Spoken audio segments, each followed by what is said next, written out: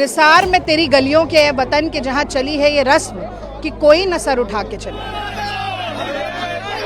इनको नुकसान ना पहुंचाएं, धक्का मुक्की ना करें, शांतिपूर्वक अपना प्रदर्शन करें।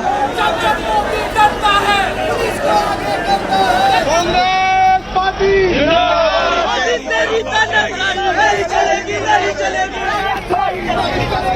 नेशनल हेराल्ड मामले में सोनिया और राहुल गांधी के खिलाफ ईडी की चार्जशीट को लेकर कांग्रेस कार्यकर्ताओं ने मोर्चा खोला। देश भर के कई शहरों के साथ ही कांग्रेस कार्यकर्ताओं ने राजधानी दिल्ली में भी जोरदार प्रदर्शन किया। दिल्ली में कांग्रेस के मुख्यालय पर सैकड़ों कांग्रेस कार्यकर्ताओं ने मोदी सरकार के खिलाफ जमकर नारेबाजी की। ईडी की चार्जशीट में सोनिया और राहुल गांधी के नाम आने से नाराज कांग्रेस के कार्यकर्ता दिल्ली की सड़कों पर उतरे और प्रदर्शन करते रहे।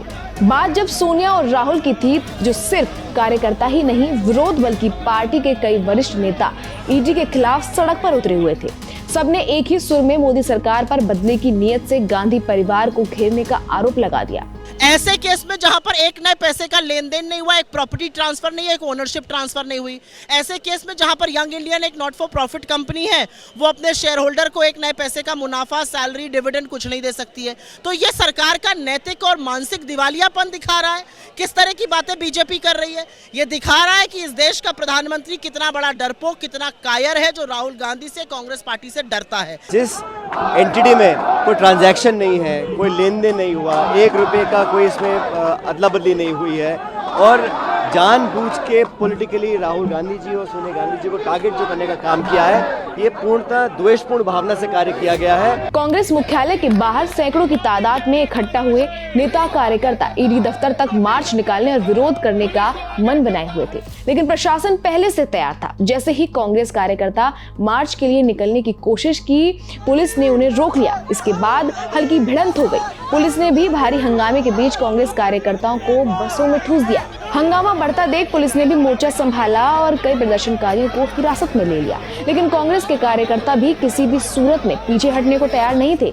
राजधानी की सड़कों पर कांग्रेस कार्यकर्ताओं का ये हंगामा काफी देर तक चलता रहा। भारतीय जनता पार्टी और मोदी जी के नेतृत्व में इस लोकतंत्र को कमजोर करने की कोशिश कर रही है। हर उस आवाज को जो इस देश के हित में उठती है, जो इनके खिलाफ उठती है, उसको दबाने की लगातार ये कोशिश कर रहा है। मोदी जी जब जब डरते हैं, पुलिस, ईडीआई और सीबीआई को आगे करते हैं। ये इतिहास इस बात का गवाह है। इसको तो हम वेंडेटा पॉलिटिक्स ही कहते हैं। इतने सालों से एक इशू को आपने जला के रखा हुआ है, कुछ दिन में आपको याद आती है। चार्जशीट दाखिल किए जाने के विरोध में पटना में भी कांग्रेस कार्यकर्ता सड़कों पर उतर आए।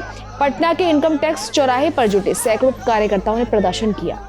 प्रदर्शन के दौरान कार्यकर्ता बीच सड़क पर ही धरने पर बैठ गए। कार्यकर्ताओं ने केंद्र सरकार के खिलाफ जमकर नारेबाजी की और केंद्रीय जांच एजेंसियों के गलत इस्तेमाल करने का आरोप लगाया। झारखंड के रांची से भी प्रदर्शन की तस्वीरें सामने आई। वहां भी कांग्रेस कार्यकर्ता सड़कों पर उतरे और अपना विरोध जताया।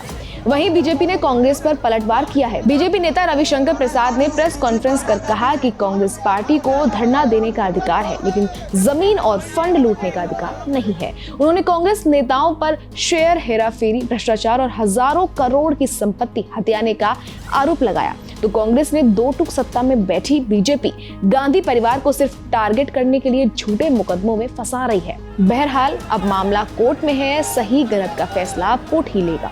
हाँ, संसद से लेकर सड़क पर राजनीति जरूर होगी, वोट की खेती भी होगी। खैर, फिलहाल इस खबर में इतना ही।